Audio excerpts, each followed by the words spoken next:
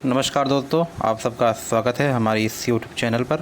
दोस्तों, नोटिफिकेशन निकल कर आया है डीयू मतलब दिल्ली विश्वविद्यालय से पीएचडी का। ठीक है, अभी इसमें मतलब पूरा नोटिफिकेशन नहीं आया, सिर्फ इसमें बताया गया है कि किस प्रकार से कैसे सिलेक्शन होगा, क्या प्रक्रिया रहेगी सिलेक्शन की। ठीक है, तो आइए हम देख लेते हैं इस प्रक्रिया के बारे में। The candidate to PhD programme for academic session 2025-26 will be done in 2 phases based on the following. मतलब 2 चरण में इसका सिलेक्शन लिया जाएगा। आप जानते हैं कि जिस प्रकार से जो है इसका ब्लॉक ए दिया गया है, ब्लॉक भी दिया गया है, कैटेगरी 1, कैटेगरी 2, कैटेगरी 3।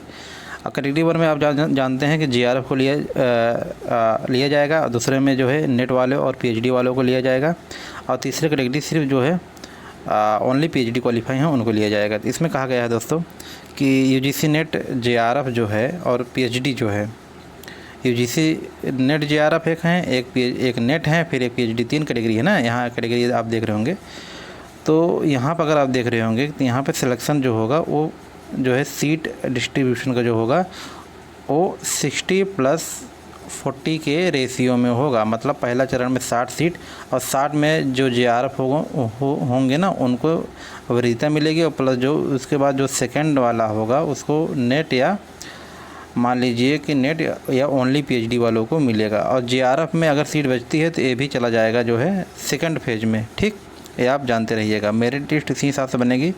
आप देख रहे होंगे कि मेरिट लिस्ट जो है for the purpose of drawing the merit list for 70 जो है एपीआई स्कोर भी मिलेगा। मतलब एपीआई स्कोर आपका जो है 1 मिनट, एपीआई स्कोर मतलब आप देखेंगे कि 70% रहेगा मतलब मेरिट लिस्ट से, और 30% वेटेज आपको इंटरव्यू में मिलता है, जैसे औरों के जो है एडमिशन में होता है जन। ठीक, तो अभी मोटा मोटी ये जो है जानकारी आप देख रहे होंगे कि वो 19 अगस्त 2025 को निकल के आया है।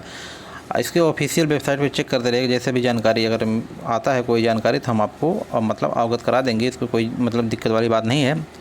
तो अगर आप पीएचडी करना चाहते हैं तो मान लीजिए यहाँ डीयू से, तो उसका भी नोटिफिकेशन जल्दी पूरा आने वाला है, जल्दी ही अपलोड कर दिया जाएगा ऑफिशियल वेबसाइट पर। ठीक है, कोई दिक्कत हो तो आप कमेंट कर सकते हैं। बाकी इसमें जो है कुल मिला के बात आप देख रहे होंगे, यहाँ पे लिखा गया है कि 60% seat of the total available seat will be sanction for पहले फेज फर्स्ट, और 40% फेज सेकंड के लिए होगा।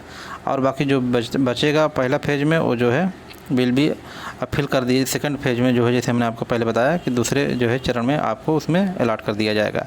ठीक, इस हिसाब से दोस्तों इसमें एक बात यह है कि इसमें जो है जेआरएफ वालों को मुझे लगता है कि इसमें वेटेज बहुत ज़्यादा मिल रहा है। पहले चरण में सिर्फ जेआरएफ वालों को लेंगे, ठीक है, उसके बाद सीट जो बचेगी उसके बाद फिर नेट वाले आएंगे।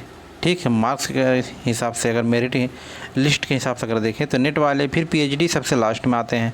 तो पीएचडी मेरे समझ में नहीं आता है, पीएचडी को जब कोई वैल्यू नहीं है तो इसमें पीएचडी क्यों सर्टिफिकेट क्यों नहीं यूजीसी नेट देता है, मुझे ये समझ में नहीं आता है।